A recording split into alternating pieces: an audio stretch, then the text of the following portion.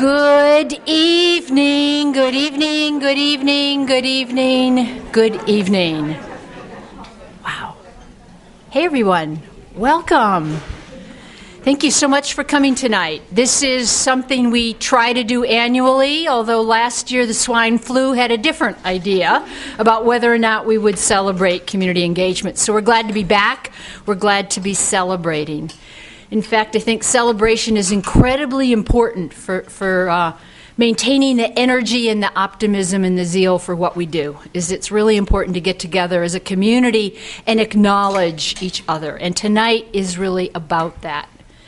So the theme for tonight, as you will hear from some of the different speakers, is for each one of us in the room to have a chance to acknowledge ourselves for what we do. And then we've invited 4 speakers to come up after dinner, and each speaker will talk about a different group who makes a difference in their lives. So we've got an alumnus, a student, a faculty member, and a community member, and the community member will be acknowledging students, and the alumnus will be acknowledging faculty, and so on and so forth. So that's the plan for tonight. Mostly you're not. I was going to say, if you're at a table that doesn't have very many people, I want to encourage you to go to a table and sort of pack in, but it looks like you've already done that. Good. All right, so let me introduce President Tony Marx.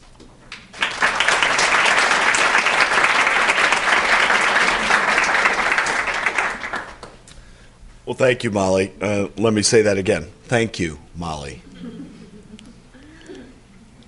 Thank you to all the staff of the CCE. I want to start there.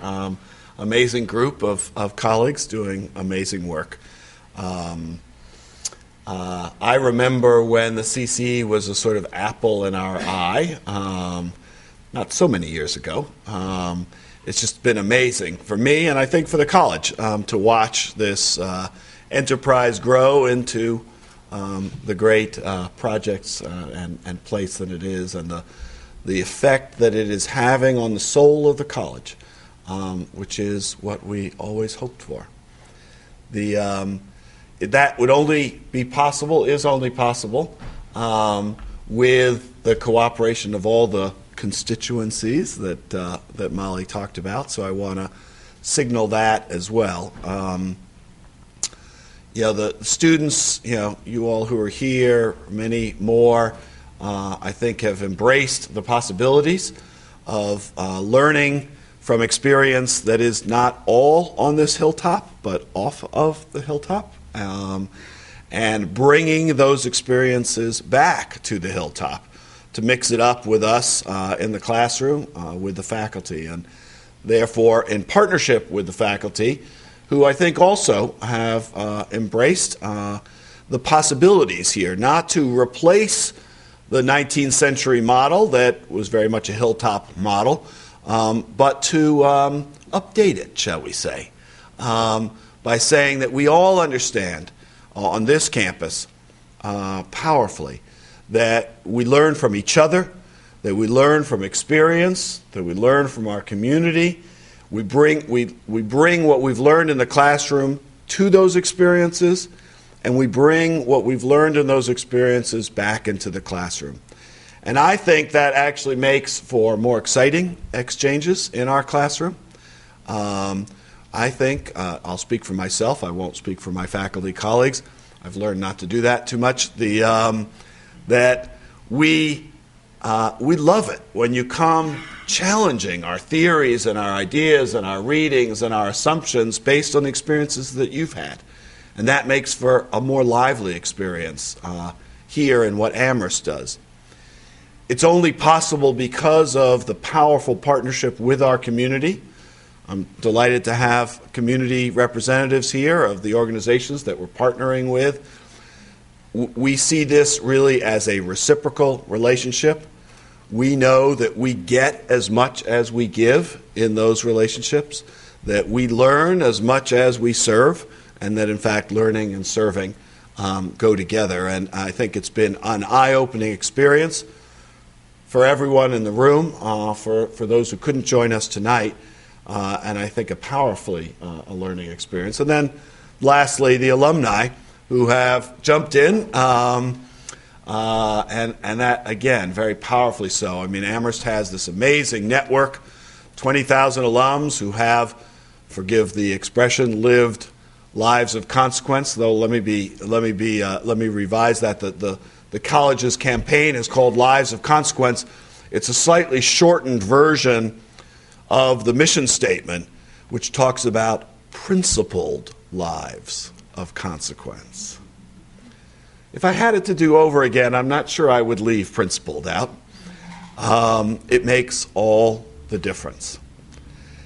And again, we couldn't do it without that network of alums. And I think the alums are excited. I'll let Matt and others speak to that. But I think the alums have also found this to be a new awakening of a relationship with the college that brings their experiences to bear with students, with faculty, with our community partners. It's a coming together of a community that can be too disparate.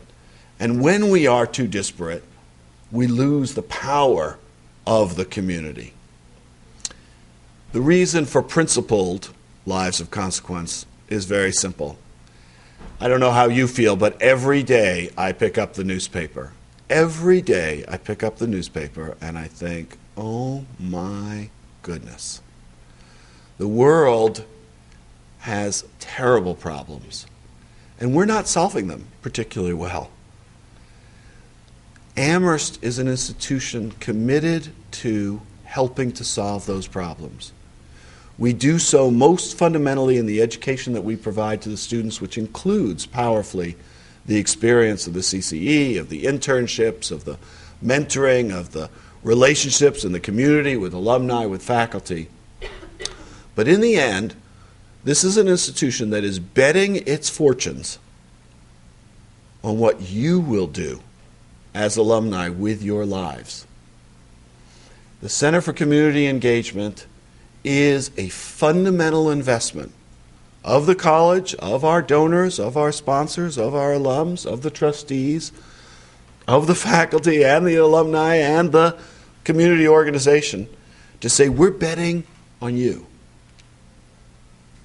to learn from these experiences and to do amazing things of any sort. Amazing things can be anything from, God willing, running great NGOs and community organizations, to raising great families, to running states or companies or whatever it is that you end up doing.